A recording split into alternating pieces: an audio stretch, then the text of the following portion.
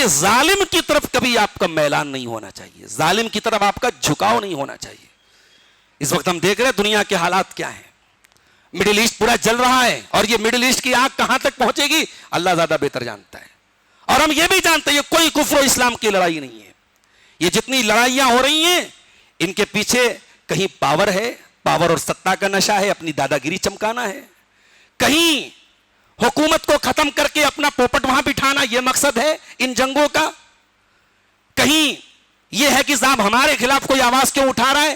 تو یہ جو گلوبل وارز ہیں, یہ جو عالمی جنگیں ہیں, یہ اتنی سمپل نہیں جتنی سمپل ہم ان کو سمجھ رہے ہیں. ان کو کفر اور اسلام کی جنگ مت سمجھیے, لیکن ایک اصول یاد رکھیے, ہم ان تمام جنگ کے حالات میں ہم کبھی بھی کسی ظالم کا سپورٹ نہیں کریں گے. یہ ہمارا بنیادی رول ہونا چاہیے. ہم عدل کی بات کریں گے.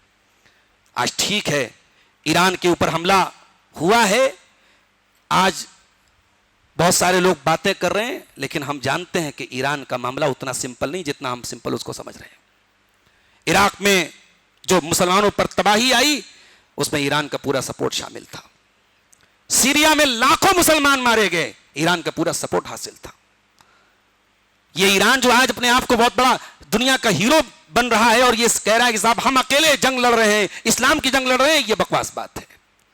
ایران پر اسرائیل جو ظلم کر رہا ہے ہم اس ظلم کو کنڈیم کرتے ہیں, وہ ظلم غلط ہے, وہ مکاری ہے امریکہ اور اسرائیل کی. مگر ایران دودھ کا دھلا نہیں ہے, ایران کے ہاتھ سنیوں کے خون سے رنگے ہوئے ہیں. یہ پورا سیریا, پورا عراق اور یہ پورا مڈل ایسٹ جو ہے پریشان ہے اس ایران کی لڑائیوں سے. تو اس وقت جو حالات بن رہے ہیں گلوبل وارز کے, ان حالات میں ہمارا اگر اسٹینڈ آپ پوچھے تو ہمارا سیدھا سا اسٹینڈ ہے جو قرآن کی آیت ہمیں بتا رہی ہے, وَلَا تَرْكَنُوا إِلَى الَّذِينَ ظَلَمُوا فَتَمَسَّكُمُ النَّارُ. خبردار ظالموں کی طرف تمہارا جھکاؤ نہیں ہونا چاہیے. جو ظالم ہے وہ ظالم ہے, ہم کسی ظالم کے سپورٹ میں کوئی بات نہیں کریں گے. ہر طریقے کے ظلم کے ہم خلاف ہیں, لیکن ہاں کسی سے ہمارا مسلکی اختلاف ہے, عقیدے کا اختلاف ہے, اس بنیاد پہ ہم اس کے خلاف کھڑے ہو کے ظالم کی صف میں کھڑے ہو جائیں, ہم اس کو بھی مناسب نہیں سمجھتے. ہم ہر ظالم کے خلاف ہیں. اگر وہ ظالم امریکہ کی شکل میں, اسرائیل کی شکل میں, تب بھی ہم اس ظلم کو کنڈم کرتے ہیں, اور اگر وہ ظلم ایران کی طرف سے ہوا تو ہم اس ظلم کو بھی کنڈم کرتے ہیں. وَلَا تَرْكَنُوا إِلَى الَّذِينَ ظَلَمُوا. خبردار اے مومنوں تم ظالموں کی طرف جھکاؤ مت کرو, ظالموں کی طرف تمہارا میلان نہ ہو. فَتَمَسَّكُمُ النَّارُ. ورنہ جہنم کی آگ تم کو پکڑ لے گی. وَمَا لَكُم مِّن دُونِ اللَّهِ مِنْ أَوْلِيَاءَ. اور اللہ کے سوا تمہارا کوئی مددگار نہیں ہوگا. اس کے بعد اللہ تعالیٰ نے حضرت نوح علیہ السلام کا واقعہ بیان کیا. نوح علیہ السلام اس دنیا میں آدم علیہ السلام کے بعد پہلے رسول بن کر کے آئے ہیں دنیا میں. آدم علیہ السلام رسول نہیں تھے, نبی تھے. پہلے رسول کون ہے؟ نوح علیہ السلام. اور نوح علیہ السلام ایسے رسول ہیں کہ قرآن میں 5 نبیوں کو اللہ نے فرمایا کہ یہ اولو العزم رسول ہیں. 5 رسول ایسے ہیں جنہوں نے اللہ کے دین کے لیے بہت تکلیف جھیلی ہے. کون کون ہے وہ؟ نوح علیہ السلام ہے, ابراہیم علیہ السلام ہے, موسیٰ علیہ السلام ہے, عیسیٰ علیہ السلام ہے, اور جناب محمد رسول اللہ صلی اللہ علیہ وسلم ہے. 950 سال تک اللہ کا یہ پیغمبر دین کی تبلیغ کرتا رہا, سمجھاتا رہا, مناتا رہا, مگر قوم شرک و بدعت میں لت پت ہو گئی تھی. اور یہی اولیاء پرستی, یہی اکابر پرستی. حضرت نوح علیہ السلام کی قوم نے جو بت بنائے تھے 29ویں پارے میں ان بتوں کا نام آیا ہے, وَلَا تَذَرُنَّ وَدًّا وَلَا سُوَاعًا وَلَا يَغُوثَ وَيَعُوقَ وَنَسْرًا. یہ جتنے بت ان کے تھے یہ سب ان کے نیک لوگوں کے نام تھے جن کے بت بنا کے انہوں نے رکھے تھے.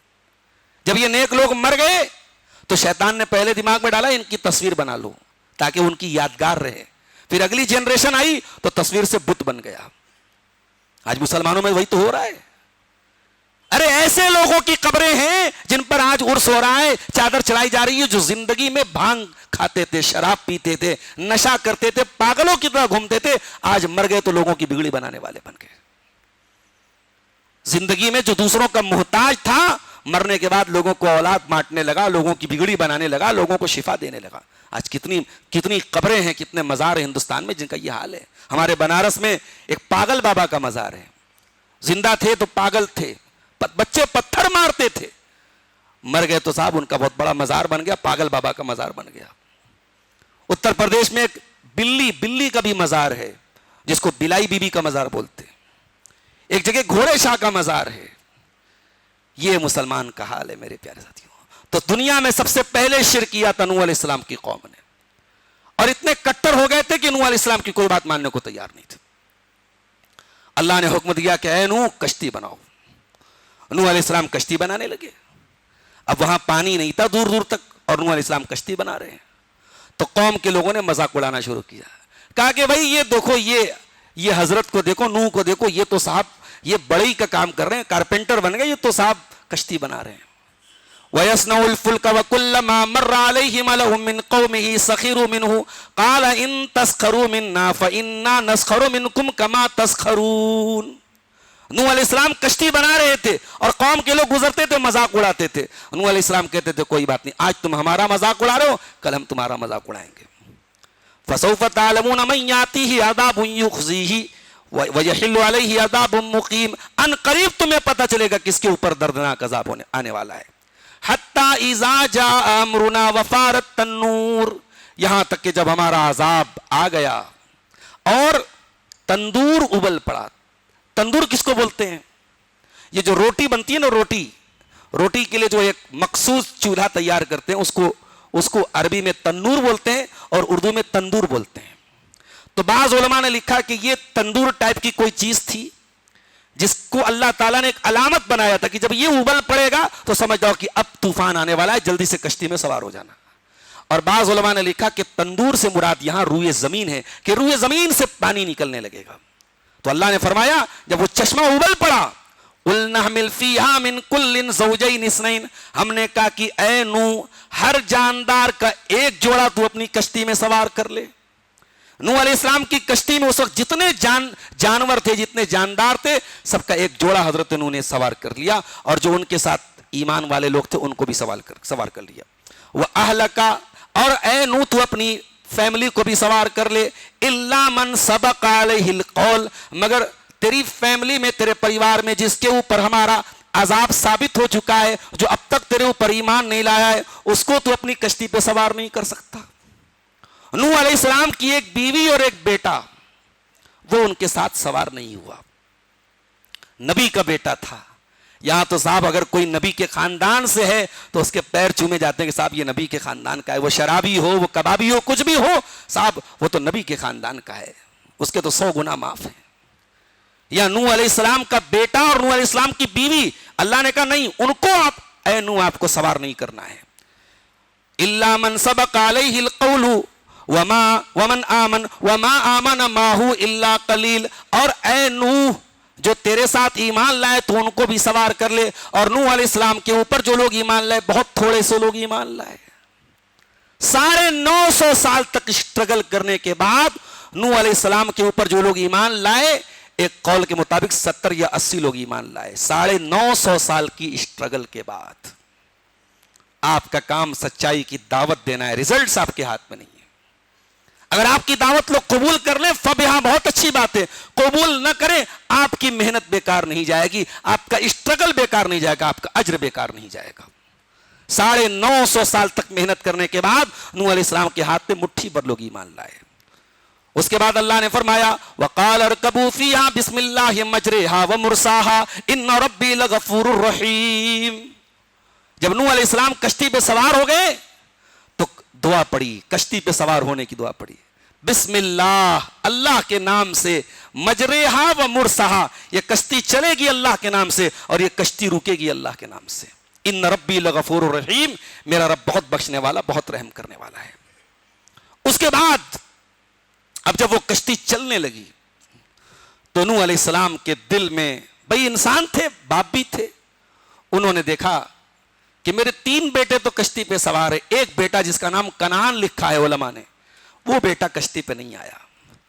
وَهِيَ تَجْرِي بِهِمْ فِي مَوْجٍ كَالْجِبَالِ, نوح علیہ السلام کی کشتی چلنے لگی اور پانی کی بڑی بڑی موجیں پہاڑ کی طرح تھی, ان موجوں کے بیچ میں وہ کشتی چل رہی تھی. وَنَادَى نُوحٌ ابْنَهُ وَكَانَ فِي مَعْزِلٍ يَا بُنَيَّ ارْكَب مَّعَنَا وَلَا تَكُن مَّعَ الْكَافِرِينَ. نوح علیہ السلام نے اپنے بچے کو پکارا, اے میرے بچے آجا, آجا میری کشتی میں آجا میرے بچے, کافروں کا ساتھ نہ دے میرے بچے, آجا میرے اپنے باپ کا ساتھ دے. قَالَ سَآوِي إِلَىٰ جَبَلٍ يَعْصِمُنِي مِنَ الْمَاءِ, کہا کہ ابا جان آپ میری چنتا مت کیجیے، آپ کو جہاں جانا ہے جائیے، پانی آ رہا ہے میں دیکھ رہا ہوں، پانی بڑھ رہا ہے میں دیکھ رہا ہوں، میں کسی پہاڑ کی چوٹی پہ چلا جاؤں گا، یہ پانی میرا کچھ نہیں بگاڑ پائے گا۔ قال لا عاصم اليوم من امر اللہ الا من رحم، اے میرے بچے آج اللہ کے عذاب سے تجھے کوئی نہیں بچا سکتا سوائے اس کے جس کے اوپر اللہ تعالیٰ اپنا رحم کرے۔ وحال بینہم الموج فکان من المغرقین، اور اتنے میں پانی کا ایک تھپیڑا آیا اور نوح علیہ السلام کا بیٹا ان کی آنکھوں کے سامنے ڈوب گیا۔ اللہ اکبر، اللہ کی قدرت دیکھو، اللہ کے فیصلوں کے آگے نبیوں کی بھی نہیں چلتی۔ شاعر کہتا ہے بغاوت پر ہو آمادہ تو ڈوبے نوح کا بیٹا، بغاوت پر ہو آمادہ تو ڈوبے نوح کا بیٹا، یہاں نام و نسب کی برتری سے کچھ نہیں ہوتا۔ آپ کا سرنیم کیا ہے، آپ کے ابا جان کیا تھے، دادا جان کیا تھے، پردادا جان کیا تھے، اللہ کیا یہ میٹر نہیں کرتا، اللہ کے آپ کا ایمان، آپ کا عمل میٹر کرتا ہے۔ نوح علیہ السلام کا بیٹا نہیں بچ پایا، ڈوب گیا، وہ ختم ہو گیا۔ اور وہ ڈوبنا صرف دنیا میں نہیں، آخرت میں بھی ڈوب گیا۔ نوح علیہ السلام کی کشتی کے باہر جتنے لوگ تھے سب مر گئے، دنیا میں بھی ہلاک، آخرت میں بھی ہلاک۔ تو حضرت نوح علیہ السلام اب اللہ سے دعا کرتے ہیں، کیا کہتے ہیں؟ وَنَادَى نُوحٌ رَبَّهُ فَقَالَ رَبِّ إِنَّ ابْنِي مِنْ أَهْلِي وَإِنَّ وَعْدَكَ الْحَقُّ وَأَنْتَ أَحْكَمُ الْحَاكِمِينَ، کہا کہ اے اللہ میرا بیٹا میرے اہل میں سے ہے، میرا بیٹا میرے پریوار میں سے، اور تو نے وعدہ کیا تھا تو میرے پریوار کو بچائے گا۔ اے اللہ تو تو سب سے بہترین فیصلہ کرنے والا ہے، تیرا وعدہ کہاں چلا گیا؟ اللہ نے فرمایا قال یا نوح انہ لیس من اہلک انہ عمل غیر صالح، اللہ نے کہا اے نوح وہ تیرا بیٹا تو تھا لیکن وہ تمہاری فیملی میں سے نہیں تھا، وہ میں نے تمہاری فیملی کو بچانے کا وعدہ کیا تھا، تمہاری فیملی وہ نہیں ہے جو تمہارا بیٹا ہے، تمہارا بچہ ہے، تمہاری فیملی وہ ہے جو تم پر ایمان لائے ہیں۔ اے نوح تیرا بیٹا تیری فیملی میں سے نہیں تھا، انہ عمل غیر صالح، اس کا عمل ٹھیک نہیں تھا، اس کا کردار ٹھیک نہیں تھا، اس کو تو ڈوبنا ہی تھا، اس کو تو برباد ہونا ہی تھا۔ اس کا مطلب کہ اللہ تعالیٰ کے ہاں اصل رشتہ ایمان کا رشتہ ہے، اصل اہمیت ایمان کی اہمیت ہے۔ اگر آپ کا عمل آپ کو پیچھے کر دے، آپ کا خاندان آپ کو آگے نہیں کر سکتا۔ حضرت نوح علیہ السلام کو معافی مانگنی پڑی اللہ سے، توبہ کرنی پڑی کہ اللہ میں آئندہ ایسا سوال نہیں کروں گا تجھ سے۔ اس کے بعد ابراہیم علیہ السلام کا واقعہ بیان کیا گیا۔ ابراہیم علیہ السلام کے بھتیجے تھے لوط علیہ السلام، اور لوط علیہ السلام کی جو قوم تھی، دنیا میں سب سے پہلے یہ جو ہومو سیکسولیٹی ہے، جو مرد کا مرد کے ساتھ ناجائز تعلق ہے، یہ جو گندگی ہے، اس گندگی کی شروعات لوط علیہ السلام کی قوم نے کی تھی۔ یہ اپنی عورتوں کو چھوڑ کے لڑکوں کے پیچھے بھاگتے تھے۔ تو لوط علیہ السلام کی قوم پر جب اللہ نے عذاب نازل کرنے کا ارادہ فرمایا تو فرشتوں کو انسانی شکل میں بھیجا، اور یہ فرشتے کہاں آئے؟ ابراہیم علیہ السلام کے پاس آئے۔ اور ابراہیم علیہ السلام کے پاس کیوں آئے تھے؟ ان کو خوشخبری سنانے آئے تھے کہ آپ کو اسحاق پیدا ہونے والے ہیں۔ ابراہیم علیہ السلام کی دو بیویاں تھیں، ایک بیوی کا نام ہاجرہ تھا جن سے اسماعیل پیدا ہوئے، اور ایک بیوی کا نام سارہ تھا جن سے اسحاق پیدا ہوئے۔ تو یہ سارہ کا واقعہ ہے۔ اچھا، جب یہ فرشتے آئے انسانی شکل میں تو ابراہیم علیہ السلام نے یہ سمجھا کہ یہ انسان ہے، تو فجاء بعجل حنیس، جلدی سے گئے اور بھنا ہوا گوشت لے کے آئے۔ اس کا مطلب کہ مہمان کو پوچھ کے مت کھلائیے کہ ہاں بھائی آپ آ گئے، کیا کھائیں گے آپ، کیا لیں گے آپ، ارے بھائی لاؤ پہلے۔ مہمان نوازی کا تقاضا یہ ہے کہ مہمان سے پوچھا نہ جائے، لایا جائے۔ اور یہ بھی پتا چلا کہ مسلمان ہر دور میں گوشت کے بغیر زندہ نہیں رہ سکتا ہے، اسی لیے کہیں کہیں گوشت کو تقویت الایمان بھی بولتے ہیں، ایمان اس سے تھوڑا طاقتور رہتا ہے، قوی رہتا ہے کہ نہیں۔ مسلمان کچھ بھی ہو، ساری ٹینشن ایک طرف اور نلی کا گودا ایک طرف، سارے مسائل کا حل یہی ہے۔ وہ تو گلبرگہ تو ماشاءاللہ مشہور ہے، یہاں کی تحری اگر وہ نلی والی کھا لی جائے تو پھر آدمی ایسا سوئے گا کہ پھر کب اٹھے گا اس کو معلوم نہیں ہے۔ تو حضرت ابراہیم علیہ السلام نے بھنا ہوا گوشت لا کے رکھ دیا۔ اب فرشتے تو کھانا کھاتے نہیں ہیں، فرشتے بیٹھے ہوئے ہیں۔ اب اس زمانے میں ایک دستور تھا کہ اگر مہمان آئے اور کھانا نہ کھائے، پانی نہ پیے، تو اس کا مطلب کہ مہمان نہیں آیا، دشمن آیا ہے۔ حضرت ابراہیم علیہ السلام ڈر گئے کہ یہ کیا معاملہ ہے، کہ ان کا ہاتھ کیوں نہیں آگے بڑھ رہا ہے۔ تو فرشتوں نے کہا کہ اے ابراہیم آپ گھبرائے نہیں ہیں, ہم انسان نہیں ہیں, ہم اللہ کے فرشتے ہیں, اور ہم آپ کو ایک خوشخبری سنانے آئے ہیں. آپ کی بوڑھی بیوی, آپ کی 70 سال کی جو بڑھیا ہے سارا, اس کو بیٹا ہونے والا ہے, اس کے پیٹ سے ایک بیٹا پیدا ہوگا جس کا نام اسحاق ہوگا, اور اسحاق بھی جب آگے چل کر کے بڑا ہوگا اسحاق کا ایک بیٹا ہوگا جس کا نام یعقوب ہوگا. تو اب حضرت سارہ کہتی ہیں قالت یا ویلتا االد وانا عجوز وهذا بالی شیخا ان هذا لشیء عجیب. کہا کہ اے فرشتوں کیا بات کر رہے ہو, ارے میں بڑھیا ہو چکی ہوں, مجھے بیٹا ہوگا, کیا بات کر رہے ہو, یہ تو بڑی عجیب بات تم کہہ رہے ہو. قال اللہ کی رحمت تمہارے اوپر نازل ہو, اللہ کی برکتیں تمہارے اوپر نازل ہو. اب یہاں اللہ نے ایک لفظ استعمال کیا اہل البیت کا. فرشتوں نے حضرت سارہ کو ابراہیم کا اہل بیت کہا. اس کا مطلب یہ ہوا کہ جب اہل بیت کا لفظ بولا جائے تو سب سے پہلے انسان کی بیوی اس سے مراد ہوتی ہے. بھئی آپ مجھے شادی کا کارڈ دیں اور شادی پہ آپ لکھیں شیخ عبد الغفار سلفی وتھ فیملی, اور میں صاحب اپنے والدین کو لے کے پہنچ جاؤں, اپنے بھائیوں کو لے کے پہنچ جاؤں, اور بیوی بچوں کو لے کے نہ جاؤں, تو لوگ کہیں گے یار تو فیملی کا غلط مطلب انہوں نے نکال دیا. فیملی میں تو سب سے پہلے انسان کی بیوی مراد ہوتی ہے, والدین بھی فیملی کا ایک حصہ ہیں, بھائی لوگ بھی فیملی کا ایک حصہ ہے, لیکن انسان کی اصل فیملی جو ہے وہ سب سے پہلے بیوی اور بچے مراد ہوتے ہیں. اب دنیا میں ایک قوم ایسی ہے جو اہل بیت کی محبت کا ڈھڈورا پیٹتی ہے کہ صاحب ہم اہل بیت سے محبت کرنے والے لوگ ہیں. وہ کبھی اہل بیت کے نام پہ ماتم کرتی ہے, کبھی اہل بیت کی محبت کے نام پہ کالے جھنڈے لگاتی ہے, کبھی اہل بیت کی محبت کے نام پہ صحابہ کو گالیاں دیتی ہے. اس قوم سے پوچھو کہ رسول کے اہل بیت کون تھے, تو کہتی ہے کہ رسول کے اہل بیت صرف 5 لوگ تھے جن کو پنجتن کہا جاتا ہے. اللہ کے رسول صلی اللہ علیہ وسلم, آپ کی بیٹی فاطمہ, آپ کے داماد علی, آپ کے نواسے حسن اور حسین, یہی 5 لوگ اہل بیت ہیں بس. ان سے پوچھو نبی کی بیویاں کہاں گئیں, ازواج مطہرات کہاں گئی, کہتے نہیں صاحب وہ اہل بیت میں داخل نہیں ہے. قرآن کریم کی یہ آیت 12ویں پارے کی یہ آیت ان روافض کے منہ پر تھپڑ رسید کرتی ہے کہ تم جھوٹے لوگ ہو, تم مکار لوگ ہو. قرآن کے حساب سے اہل بیت سے مراد سب سے پہلے انسان کی بیوی ہوتی ہے. اور اہل بیت سے کون لوگ مراد ہیں اس پر ہم ڈیٹیل سے آپ کے سامنے بات رکھیں گے جب ہم 22ویں پارے کی تفسیر آپ کے سامنے کریں گے انشاءاللہ. وہاں پہ جب قرآن میں اللہ نے لفظ استعمال کیا کہ اے نبی کے اہل بیت, انما یرید اللہ لیذھب عنکم الرجس اہل البیت ویطہرکم تطہیرا, اے نبی کے اہل بیت اللہ تم سے ہر گندگی کو پاک کرنا چاہتا ہے, ہر گندگی کو دور کرنا چاہتا ہے. اس آیت کی تفسیر میں ہم ڈیٹیل سے آپ کو بتائیں گے کہ اہل بیت سے کون لوگ مراد ہیں. اس کے بعد شعیب علیہ السلام کا واقعہ اللہ نے بیان کیا.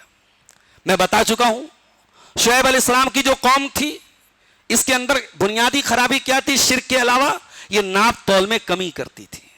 تو شعیب علیہ السلام نے بڑے پیار سے اپنی قوم کو سمجھایا, اور کیا سمجھایا آئیے ذرا دیکھتے ہیں. فرمایا وَإِلَىٰ مَدْيَنَ أَخَاهُمْ شُعَيْبًا, اور یاد کرو ہم نے مدین میں شعیب کو بھیجا. قال یا قوم اعبدوا اللہ ما لکم من الہ غیرہ, کہا ہے میری قوم کے لوگوں اللہ کی عبادت کرو, اللہ کے سوا تمہارا کوئی معبود نہیں ہے. ولا تنقصوا المکیال والمیزان, اور ناپ تول میں کمی نہ کرو. انی اراکم بخیر, میں تو یہ دیکھتا ہوں کہ تم اگر ناپ تول میں کمی نہیں بھی کرو گے تو پھر تم آرام سے زندگی گزارو گے. وانی اخاف علیکم عذاب یوم محیط, اور اے میری قوم کے لوگوں اگر تم نے ناپ تول میں کمی نہیں چھوڑی تو میں بہت بڑے عذاب کے بارے میں تم سے ڈرتا ہوں. وَيَا قَوْمِ أَوْفُوا الْمِكْيَالَ وَالْمِيزَانَ بِالْقِسْطِ, اور اے میری قوم کے لوگوں جب تم سامان تول کے دیا کرو انصاف کے ساتھ تول کے دیا کرو. وَلَا تَبْخَسُوا النَّاسَ أَشْيَاءَهُمْ وَلَا تَعْثَوْا فِي الْأَرْضِ مُفْسِدِينَ, اور اے میری قوم کے لوگوں سامان کسی کو کم نہ دیا کرو اور زمین میں فساد نہ مچایا کرو. بقیت اللہ خیر لکم ان کنتم مؤمنین, اللہ تعالی حلال طریقے سے جو تم کو سیونگ دے دے, جو بچت دے دے, وہ تمہارے حق میں زیادہ بہتر ہے. حرام کی کمائی اگر دنیا کے کیلکولیٹر پہ زیادہ بھی آ جائے, اس حرام کی کمائی سے بہتر وہ سیونگ ہے, وہ بچت ہے جو حلال طریقے سے ہے.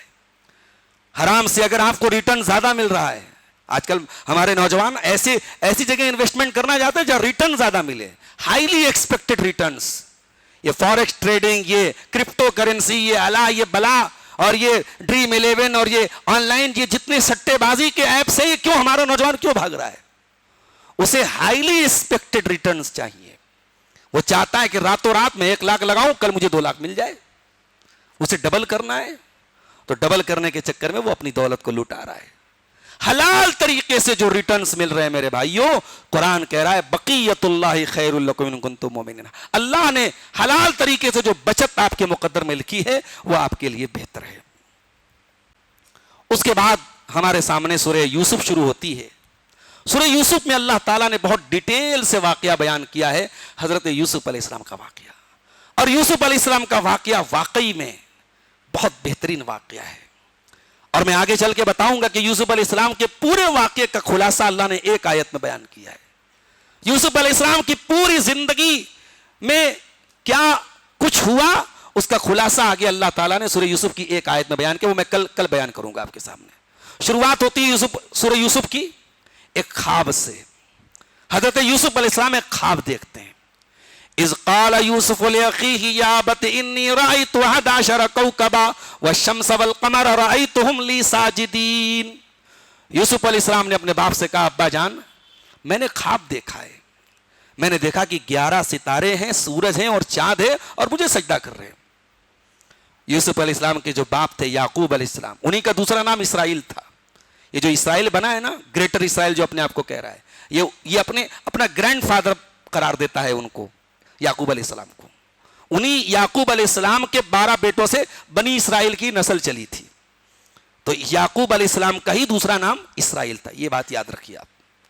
تو یعقوب علیہ السلام نبی تھے اور باپ تھے، اپنے بیٹے کا مقام بھی سمجھتے تھے، بیٹے کو بچپن سے ہی جانتے تھے میرا بیٹا کتنا نیک ہے، شریف ہے.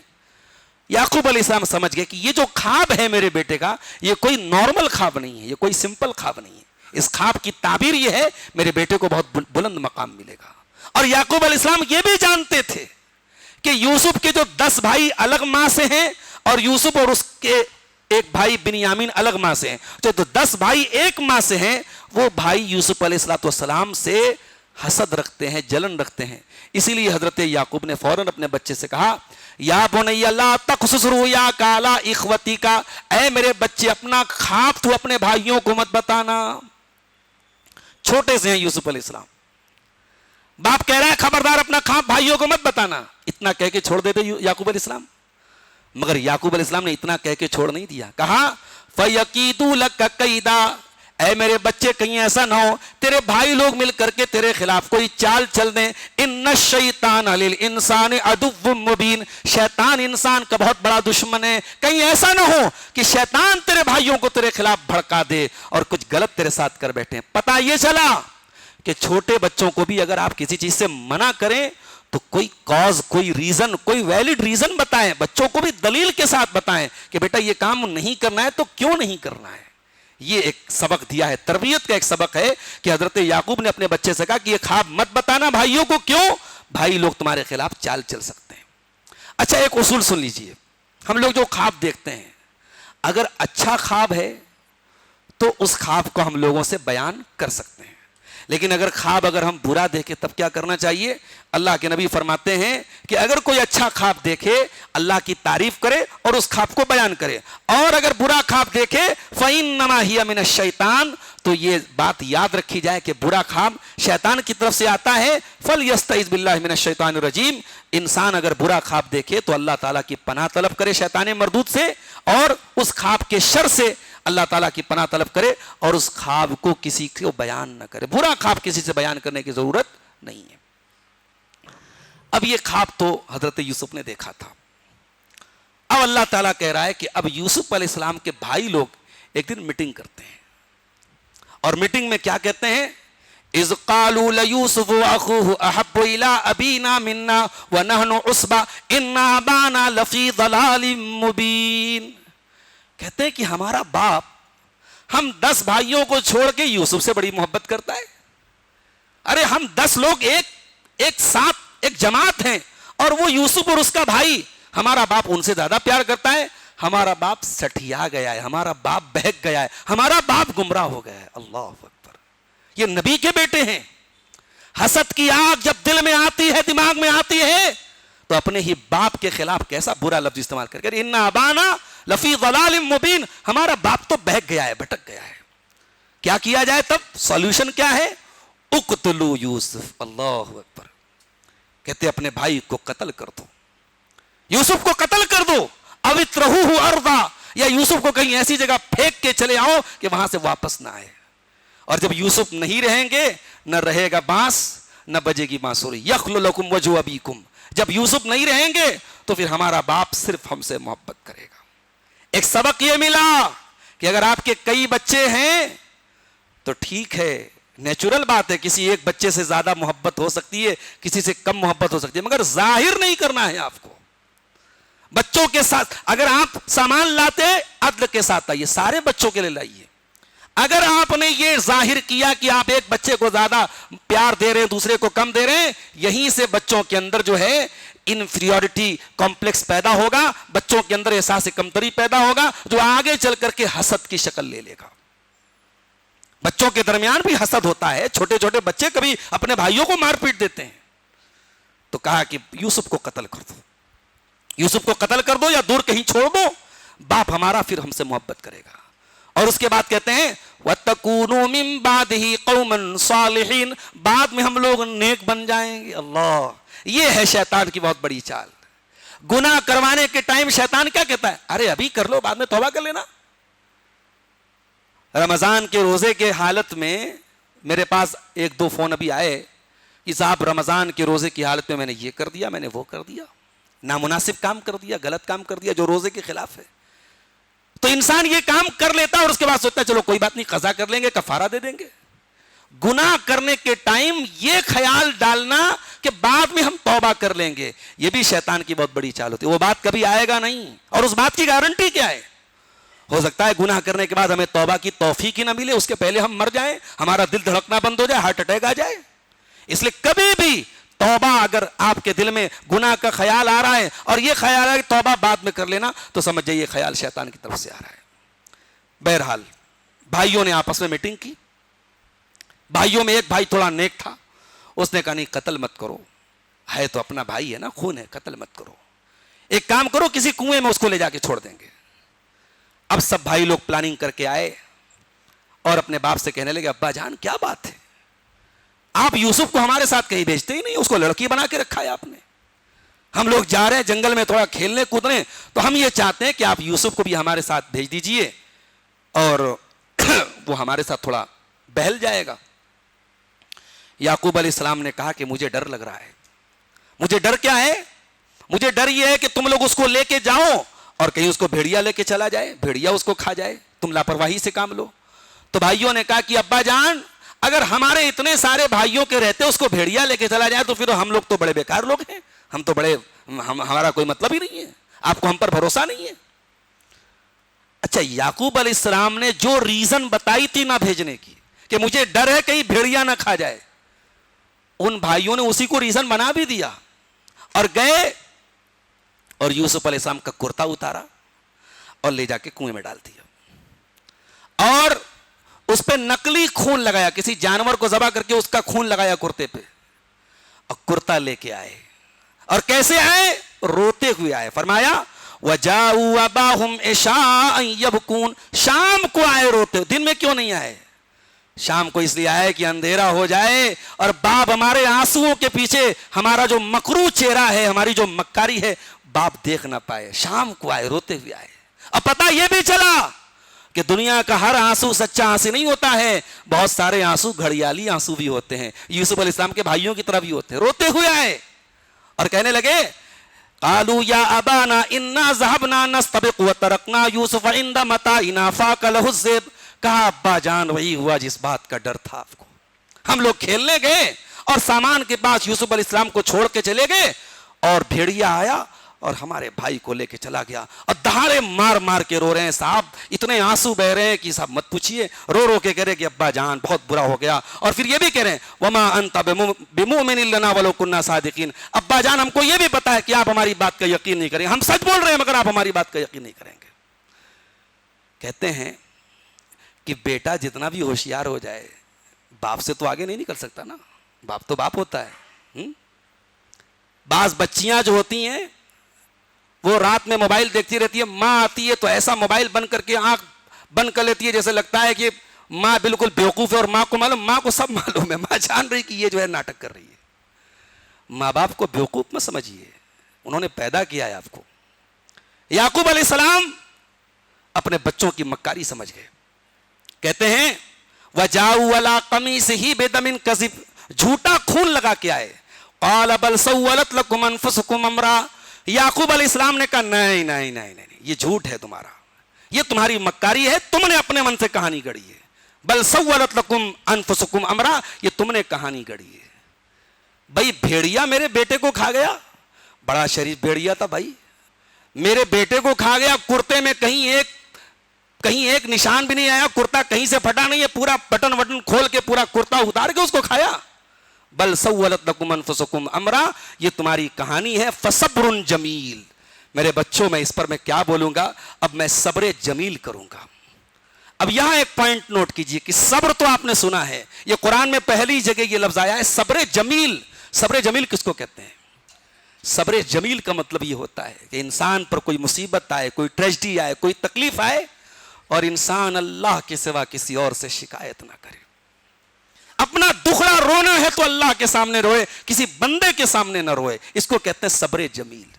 بھئی دنیا کے سامنے رو کے ہو بھی کیا جائے گا, کوئی کیا کر لے گا ہمارا. ارے رونا ہے تو اس کے سامنے روئیں جو بگڑی کو بنا سکتا ہے, جو مسائل کو حل کر سکتا ہے. یعقوب علیہ السلام نے کہا فصبر جمیل واللہ المستعان علی ما تصفون, میرے بچوں جاؤ میری نظروں سے, اب تمہارا باپ بس صبر جمیل کرے گا اور اللہ سے مدد طلب کرے گا تمہاری اس کہانی کے اوپر.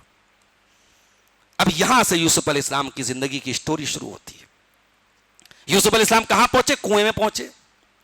اتفاق سے وہاں سے قافلہ گزرا, قافلے کے لوگوں کو پانی کی ضرورت تھی, انہوں نے ڈول ڈالا, ڈول میں یوسف علیہ السلام بیٹھ گئے, انہوں نے ڈول باہر نکالا, دیکھا اتنا خوبصورت بچہ ہے, جلدی سے چھپا لیا, اور آپس میں کہنے لگے تو بڑا فائدے کا سودا ہے, فری میں غلام مل گیا, اس کو چل کے بیچ دیں گے. اچھا, انسان کو فری میں جو چیز ملتی ہے نا اس کی ویلیو نہیں ہوتی ہے. یوسف علیہ السلام کون ہے ان کو پتا بھی نہیں ہے, گئے مارکیٹ میں وَشَرُوهُ بِثَمَنٍ بَخْسٍ دَرَاهِمَ مَعْدُودَةٍ, اور بہت سستے داموں میں بیچ دیا انہوں نے کہ ارے فری میں ملا ہے نا, جو مل جائے, بھاگتے چور کی لنگوٹ ہی صحیح, جو مل جائے پکڑ لو, یہ تو فری میں ملا ہے نا, کنویں سے ملا ہے, تو جو قیمت ملی بیچ دیا. اب یوسف علیہ السلام کو خریدا کس نے؟ عزیز مصر نے خریدا, جو مصر کا اس زمانے میں فوڈ منسٹر تھا, وزیر خوراک تھا. اس نے خریدا اور گھر لایا اور اپنی بیوی سے کہا کہ دیکھو یہ اتنا خوبصورت بچہ ہے, اس کو ہم لوگ اپنا بیٹا بنا لیتے ہیں. اور اس طریقے سے یوسف علیہ السلام جن کو بھائیوں نے کنویں میں ڈالا تھا, کہاں پہنچ گئے؟ مصر کے ایک بہت بڑے وزیر کے گھر میں پہنچ گئے, اور وہاں شاہی آرام چھائی ٹھاٹ باٹ سے وہاں رہنے لگے, اور وہیں پر ان کی زندگی کا کچھ عرصہ اور گزرا, اور یوسف علیہ السلام جوان ہو گئے, بالکل مکمل جوان رانا بن گئے. اب جب مکمل جوان ہو گئے تو یوسف علیہ السلام کی زندگی کا ایک اور بہت بڑا امتحان شروع ہو گیا. اب وہ جو عورت عزیز مصر کی جو بیوی تھی, اس کا نام تو قرآن میں نہیں آیا ہے, بعض علماء نے اور مفسرین نے لکھا ہے اس عورت کا نام زلیخا تھا. اس عورت نے یوسف علیہ السلام جب جوان ہو گئے, ان کی جوانی اور ان کی خوبصورتی, ان کی مردانگی وجاہت دیکھ کر کے وہ عورت فریفتہ ہو گئی, اور اس نے یوسف علیہ السلام کو اپنے جال میں پھنسانے کے لیے پلان بنایا. پلان کیا بنایا؟ اللہ نے پورا پلان بھی بیان کیا ہے. ٹائم ختم ہو گیا, ہم کل انشاءاللہ اس واقعے کو کمپلیٹ کریں گے. اللہ تعالیٰ سے دعا ہے رب العالمین ہم سب کو سورہ یوسف کی جو یہ کا واقعہ ہے, جو نصیحتیں اس سے ہیں, اللہ تعالیٰ اس سے ہم سب کو نصیحت حاصل کرنے کی توفیق عطا فرمائے. رب العالمین ہمیں قرآن کریم پر غور کرنے اور اسے نصیحتیں حاصل کرنے کی توفیق عطا فرمائے. ایمان پر ہمیں زندہ رکھے, ایمان پر ہمارا خاتمہ فرمائے. آمین. وآخر دعوانا ان الحمد للہ رب العالمین. والسلام علیکم ورحمۃ اللہ وبرکاتہ.